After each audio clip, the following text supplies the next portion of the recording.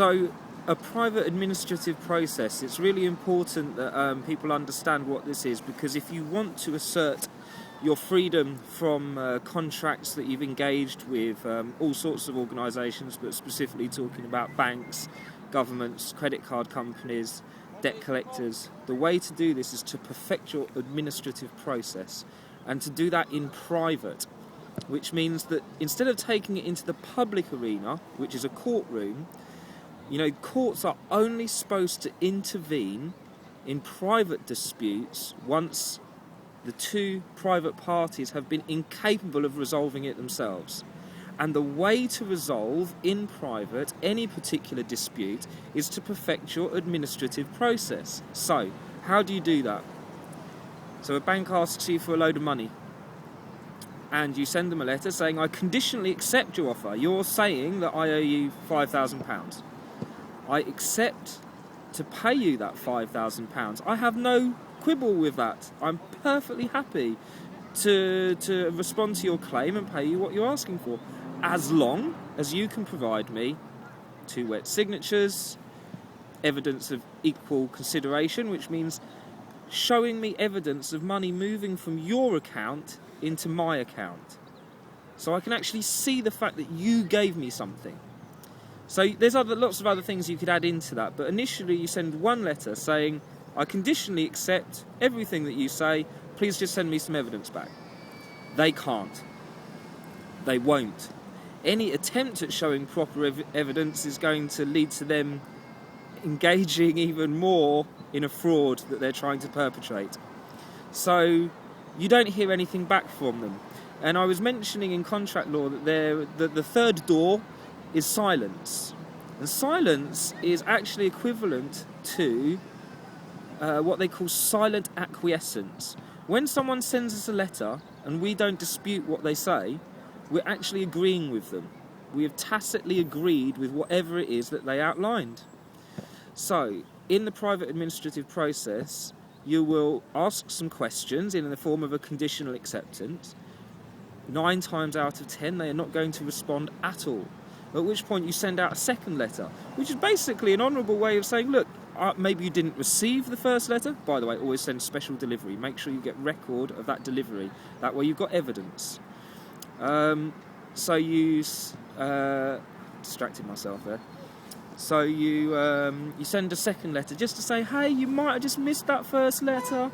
For whatever reason, you haven't got back to me, and I just want to make it clear that I'm happy to pay what you're asking me to pay, but you just have to show me this evidence. I can't be sure that you're not trying to blag me. I really genuinely want to know that I owe you something. It's like, have I just had amnesia? Have I forgotten the deal? Have I completely mistaken? I might have just banged my head and completely lost all recognition of what I'd previously committed myself to. So if your claim is justified, please just send me evidence of that. So then you've done your second letter, and at this point you're probably still not going to get any response whatsoever. So what do you do from here? You have to send a third letter, and that third letter is a notice of default and an opportunity to cure. It doesn't have to have that written on top of it, but that's what it is, and it's a handy title to put on there. So when you offer someone an opportunity to cure, you're saying, okay, well look, you've missed my last 2 letters. God knows what's going on, maybe you're confused. I gave you a time. In your letters, you stipulate that they're going to have a certain amount of time to respond to you. That could be 3 days, 7 days, 10 days, 30 days, however generous you feel. I usually go for 10 days.